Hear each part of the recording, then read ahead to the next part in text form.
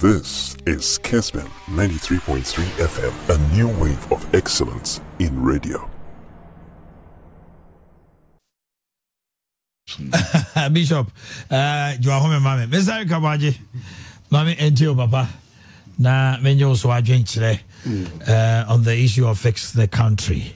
Akosa akwaba. Sabi bia bokodi. Okay. Bishop, Bishop. Lady kan mema atifu nyina achi. Na as usual my chairman aba Lydia Fashions oni okunu Mr. Otin. Na Bishop also church yawo.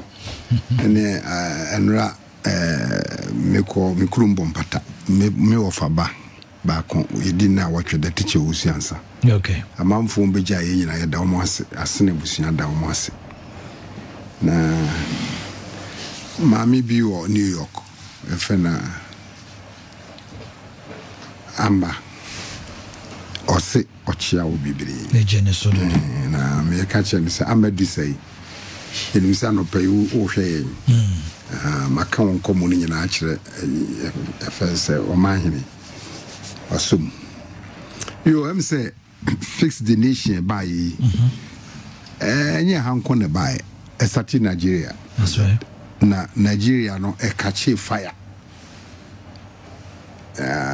because any man kuyi wo baby na the way no e buy no a amanfo so mu no na if say omko certain direction all of a sudden na political party be hijack ye afedi abano osisu won ho nsem ko ana won mo ka enti hono an take the seam out of the whole. As a one form so the other parties you move free. Now my say a youthful movement. Tina fedi akwakoye wo ha na ebe end their bus semi independent friend say or pricing bia or mo kakan asem. Entine emu detu.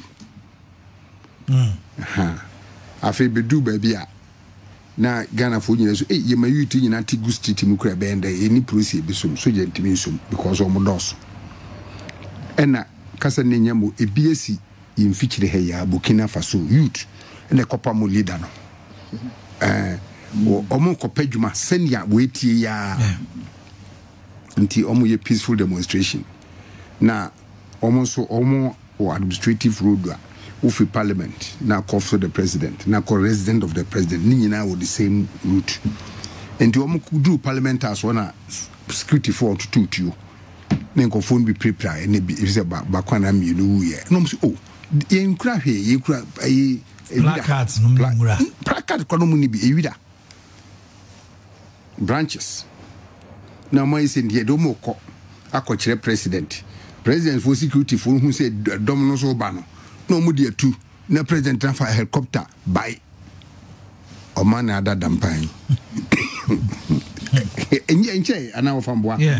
Yes, that was the whole thing I did a buy. Enti se obika so be sa obabi ana abano e sheki because you to the omo powerful. Enti no mo pem twintwen so afi de e ma kwan se won mo meye no. Na emu de nyina atu. Placard se kura won any message you de buy no aye niti nifo unhu niti and na man for bebre busa what is your direction? Very good.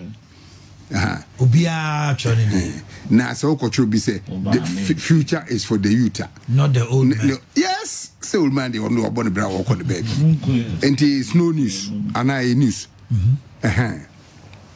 na ko say nepotism governors for family and friends nini wanyama say the opposition catch that buy no na where are you drifting to nti mesre say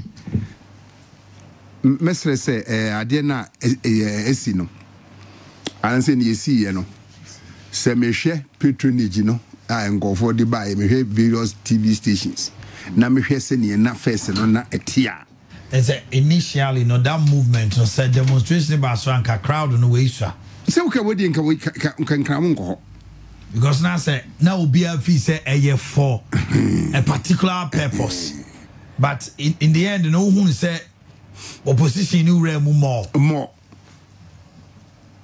enti maade no ne elusu ne me kan say yes good tino ba ne say ye no na kofa niema bebre aba afi placards o mo de ba ye nyina no me aye wo Ghana bibia ya attack ya from constitution akosi bibia ni they want the constitution to be changed bibia ni Ghana hakra say eche say ye adwuma kra say obia wo ye pani a na say bi mpredua sa memfa so na pese odi o matem kra na ayesenia sometime revolution be by one of their leaders say we go the Ethiopian way. So Obekaya, so be away this certain, was it 40 years? 40 years. They were going to kill him. I mean, this is remnants of that. You see, Ghana, Obi Kotu. Until it says, certain be an Makacho say, we am the Kofri no one. No, they are Nam de Ababidu. Until you see, meanwhile, Saba no soon leaders, no soon you to know. And now, Omukoya Bebo, Omukoya. You ombebon kokrano nkofo fra samba ye to the same hymn from the same page. So you know the same hymn from the same page. We no go sit down with everybody can be an MP. And then they start talking about salaries and allowances. Make I say trade union leader be by if any bintum. No general secretary, secretary general TUC, Tetagako and Obeyino, or say if you don't crack on, are buying to work as a secretary or no person will be graphic. May can be see ourselves. Okay. Adding a graphic mupena, Doc Nuratum, if you are for to no be at Mugo Council, and then more free. Sometimes near friend no more a 4/6 and on the call 5. No more 4 shillings 66 pesos. And on the call 5 shillings. Hey, will be able to near Mumti if free dano kono a yom de coma bind this almost rabbi say or talk and graphic set up. That's like a good strategy. God say okay, no make cambo no ubi asre and Article 71 for Ketu Umfras G50 I still will be any. Magia, oh, Magia, dear, a mayor Ketu at the mall, so Mujidi, there better graphic you pay. Fix the nation. I didn't also be jacket.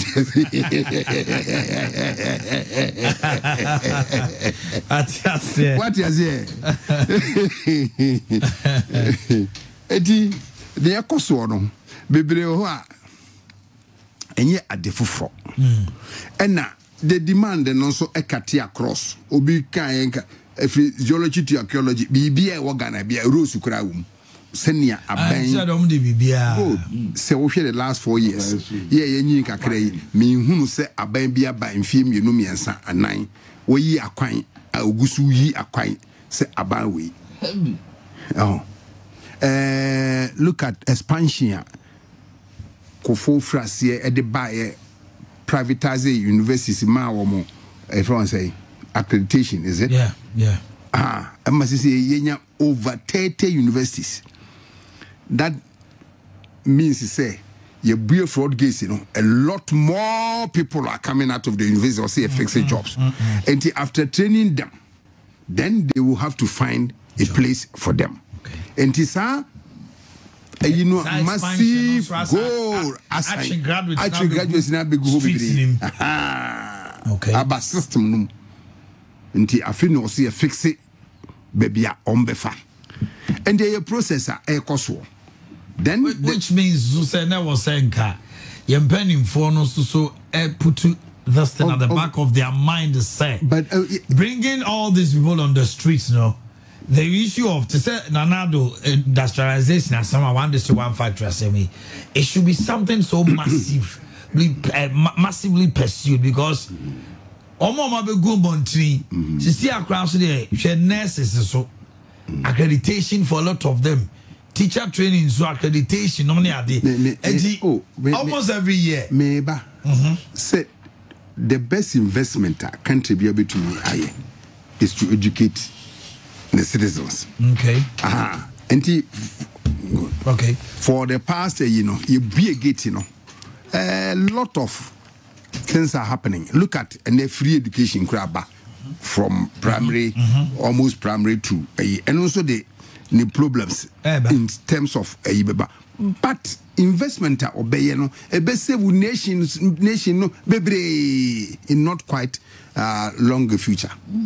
Now they say the Yabane say captains of industry are not singing from the same page with academia. And are they training the required professionals or personnel? Aha. To me, maybe I be doing shifting. Do I say shifting? There should be a paradigm shift. Industry demands should be met by what they are taught in school. Now, very good. Humanities now also humanities so surprisingly, last week or two, top government official can say, useful. Useful for what? Because now a top policy maker, lawyers. Now we humanities no kakrabia. Even now, Mr. Waji, MBA. So BI and masters, strategic management, MBA one human resource, MBA marketing. Where is the job? It's not there. When a certain angle be to set technology no idea. On demand, no few are coming out from there. To me, no yajiba. God. And you know, and will be na omwaba abontin sisi you know. Afiansa na was a buy and say whoever or be coordinate. Now the government wants to pull out, not pull out. Be a senior ordinary sika be kwa koshe enyumu. Nemo obe facilitate the establishment of jobs senior a policy of the current government. You know, in fee say who here senior coming from by state a be principal producer. Then your money in a senior cose ye no be drew ye be boy ka be drew ye no. Nas will be ba no ka say or no so be tennis or be go pro west. Say the production should be in the hands of the private sector. The private sector. No. Yeah, the whole world. There be a honna Ghana for also we have been caught between the two of them. Bibia Aban. When you say because Kwame Nkrumah na Aban be free, Bibia free. Entine na me ka say inkura say okohwa bibie development ho bia no eyanko amanfo na ye town park kwasafu juma self help town park amanfo na ye school dan amanfo na esi sebi jana bia no muni ade nyina amanfo na ye ade enne kra omojai obi ajai enne nkrank to am ko omojai cha ban enna me kan say we have been caught between these two enna you know, private sector development and also I buy no be taxi on no dia ye adwuma no because I buy the so ntwesika oni machine you see the ntwesika but nkofo dia buy the also no na be ye enti no tax no so ba wo so wuntua okwan so say na ko fa ko ye so ase menyo no de ko jambo ti na de tire to kwan no awaye kakra na ye no crowd de be ya to so no asa ahye no aka na ensuo amanfo tu nsuo ama ye de ahoma to so ekura se nyina ene na monso maboa pa na ba bia poto bibire nyina wono no mo de cameras akogina ho look at the way the water people are drinking this oh wa bra mo betumi ba bia muni mo ma ho de nkura ntumi se muni tinka expertise no leaders okrum a na ye front time committee for mo gigi sika edi kofan kofo mu tu boreholes ebetu men nkofo no enya benum this spirit is all gone na say sanity dia fix the nation ya wo mo kan me fan say when the streets are ye okumase gota ya ye okumase ni nyina asan da bola na o ka kira ban ne say o me fix it wo so na okoto bola na gum enti ye hu wenum say so wo munya wo munya me anwene ye ho aname boa kwase gota bia ye bola ensuo toye no na senti kro kumnya na sesa eno so aban ne sebi ode nipa excretion begumu ana so no de bola begumu ye ne de kogumu ye mfixe ne hu bibia se ekoso hwe trotro kra ye team wo o ai kumase ha na ko baby ko heho bas ne ya edo moko wotene mu anu atade ate usuru kwa se obeka ho asem obi anim se ka bia no afidura oso ko DVA le mi etese wo ka no atwe mu nkonwa ne me wom oye ye ko sisan kota lances de bia wo hu se trotro bi gina ho aso trotro bi idea bani mu wa pass I mean sani e manyina wo nhwe emi ye njisika no mfa nya kwa no emma amanfo ntena ka mu me ho ntoye no agofa danger boti ye fix the nation. Oh, me. All right, let me read some messages. You was some kapara, and I'm starting on more primary since I am and some more both MPP and this year. Be dingo, but Mr. Wajimi too. Saglemi. As usual, a housing project. That's right. It's rather unfortunate. Say, if free Buzia. Kutie champon beto aso a on bepeja housing projects and housing in general e wo Ghana ha no abanka bia anye hu sa no ndom so ne mamu sesei kofo projects na oyeye no se ka se cost plus interest e wo so a obi antimi nto. Yeah, affordable. Because the jago and inflation near the now from bois. And this let me you could born a charge say, seeing the price I could do could be to me and try and yet assem for fraud. The patch or what I say, you walk must see if ST say walk must see. Media Jackram. I'm quite a Swesty. I signed Bokroom Estate, Chapatra Estate. All these estates, you know, they ongoing. It do take the crown. You so cheap, say. Almost sit down, could be an Ghana for say, Hoa. GMP. And come with my brogu and can ne. Oh, me ba. Yen concotinum. But continuity. Ma. And now all of a sudden, before a person, Daniel Brofo, you could see this tall buildings, high rise buildings, and then one say, Bibli Abba. Now, contact here, I say, I'm going to be see down. Now, I buy uncle, in fact, and Caniambra. No way, so a mayor got her. No way, mayor quine. And oh. Sana Estate Housing Corporation for starting. Sana 80 men are so be over cancer be your truth. They say me the bape na ojeka. Next time move from me. Metre few. Pigo noa na kula nku mabu. So una me pigo noa na akola no de ko mabu. Because sikani ekoje no for a danisi. Aban no make any provision for roads, sewage, electricity, any infrastructure na abema obi atumi use efie no. According to the explanation aba sese. What be akma ade no afie ne se e wo ho no. Intimates asenya no kore. Me se obi e ka. Ni ka mo. Eno na omo se so mu kuyi enu firi mu dia. So be ya kwani we dia. Eni na 200 million entimi si dan 5,000 no. Oh, I've been following yes. That's the reason that he has been following the literature. Yes, behind all this for pretty long time. Through various friends saying ministers or more back since almost started this idea. A honor abepim. So, and you know.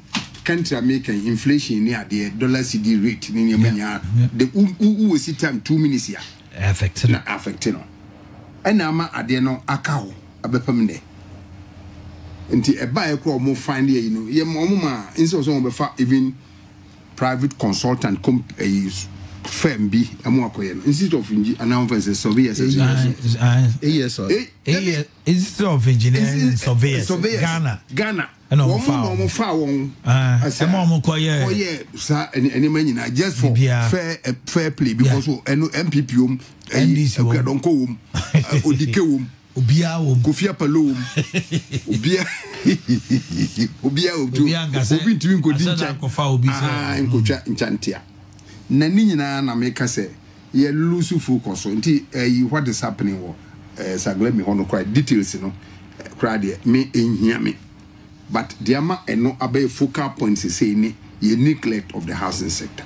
Yeah, the other day I was talking to somebody no came so question ti we say enema ekoso Ghana for be begina ho ye ni base kura o statistics bi ani ho I wo ho sisi ya say housing deficit obi na project no kofa yi no ka no kwa edan ye nipa demo ye edan ye blog edan ye atakwame ye kiosk bakuya say container and I say when me na for them until when they are saying say in the Beni party and can you describe that as housing? Strong for them go from the can you consider that as housing? Oh, and you know I will put the whole blame on a 4-year system for governance and before Uber and I agree with Kofo Uber ebe plan ebe kwa pesika ni niema be na otamaso no be ebe say we e dey se ne na e kosu me makobo bosia na akobo abeka aban bo abai ka ho o se udi akoye adwuma enti me na me ye una wutua udi Ghana fo ni kodi agina mu koje ye na Ghana fo ato abase bu emeto aso fine afido kodi na fi na de akyin a o se o me de se me yuda fikura ene me ho nyina mba me enfo ntin kana kwan ni kumase kwan de oba priority wo be yi ni nyina bom but wo kɔ no oba no so ne wo ho afidan ko ten fi abeka ni esen ka bank anya hwe ni nke